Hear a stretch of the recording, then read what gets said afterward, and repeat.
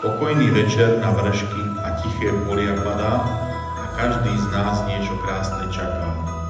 Ľudia sú zrazu k sebe milí. A viete prečo? Lebo láska a porozumenie vládnu v tejto chvíli.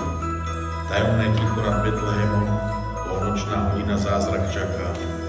Už jasná hviezda na nebi skviesa, zástup nebeských poslov klesá.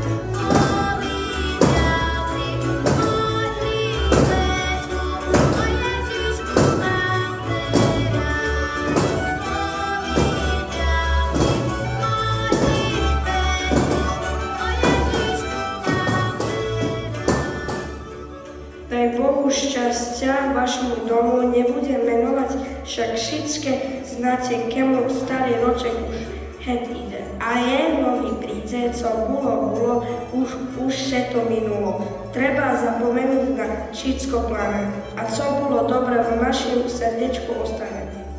Ja vám vinčujem na tie sviatky na nový roček, že by ste mali furt švižný roček, že by ste hlavne zdravé boli a po doktoroch nechodzeli, že by ste šťastia lásku mali a všetkým dookola rozdávali. Tá ja vám vinčujem na toto sviatky svatú vieľu, že by ste mali dobrú pasiu. Nech oplatky s medom by ste snahom budú na štedrovečernom stole. Nech láska bude vo vašom dome, nech kapučnica kvašná bude. A ryba so šalátom príde, i bubárky musia byť. A pod obrus diablička skryť. Tak ešte vám vinčujem, že by ste mali zdravie, lásky, šťastia, hojnosti a k tomu Bože požehnaného milosti.